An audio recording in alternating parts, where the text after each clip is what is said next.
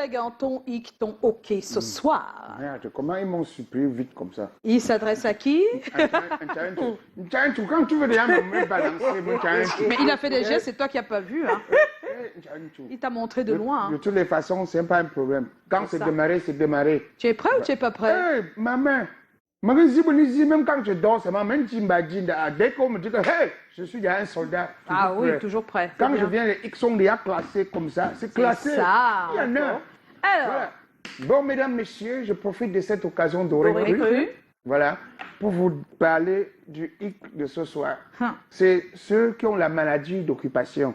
Ceux qui passent tout le temps à s'occuper des autres. Ceux qui ont pour profession censeur de la vie privée. Maladie d'occupation, qui s'occupent toujours des choses et des gens. Ah. C'est-à-dire que, vous voyez, il y a des gens qui vont jusqu'à juger même les parents, les mamans des autres.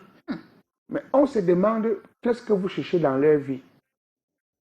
Un monsieur me dit que, hey, on est assis quelque part, on dit, hey, voilà la mère de tel. On dit, sa mère, avant qu'elle vende le bois. Non. Comment sa mère peut vendre le bois? Si c'est vraiment sa mère, comment c'est... Vous partez juger un homme parce que sa mère vend le bois. Peut-être vous jugez que l'homme là est bien, sa mère vend le bois. Vous ne savez pas que peut-être c'est le bois là qui fait que la mère continue à vivre et à être encore soumise dessus. Il y a pas mal de parents qui refusent d'arrêter leur petit commerce malgré le niveau social de leurs enfants. Malgré le niveau social des enfants, il y a des parents qui sont habitués à certaines choses et ça devient comme une routine. La preuve, d'autres ne comprennent pas. Beaucoup de mamans qui ont quitté le Cameroun pour aller vivre soit en Europe, chez l'EF, si vous leur posez la question, ils vont dire que pardon, délivrez-moi, je rentre. Je rentre au pays. Alors que certains disent que mieux de la mère, là, elle est maintenant aux États-Unis ou machin. Alors qu'elle ne pratique pas de façon quotidienne ces choses dont elle était habituée. Il y a des mamans, simplement, le fait d'aller au champ ou de cultiver à côté, c'est ça qui la retient encore debout.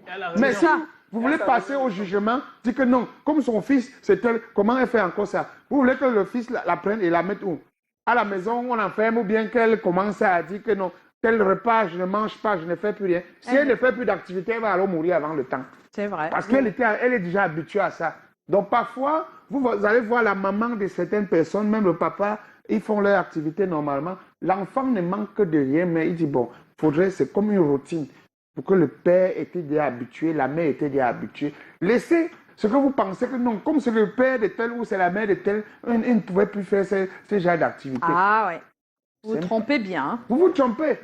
Moi, j'ai une dame, que je vais taire le nom parce que je n'aime pas la publicité gratuitement. Si on insiste, tu vas dire. Non, qui a dit quelque chose de très fort. À qui?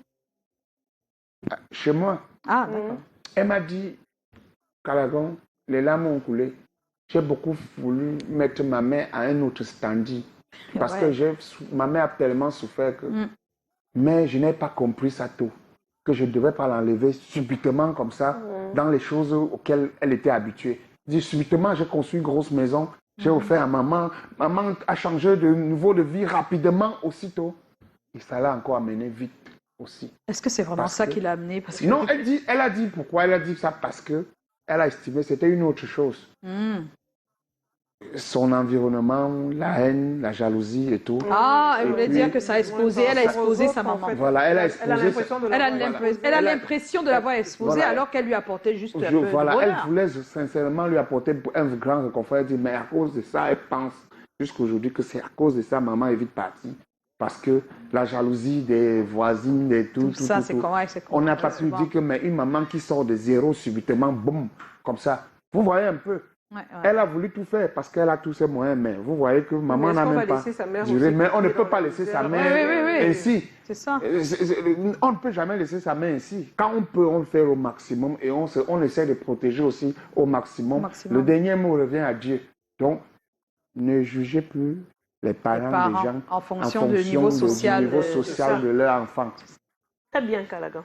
Ça, super. C'est clair. J'ai terminé. Eh oui, tout est dit.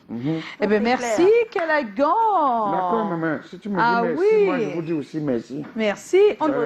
C'est pas encore prêt avec... De toute façon, on ne voit plus le réalo, il a disparu. Qu'est-ce qui se passe?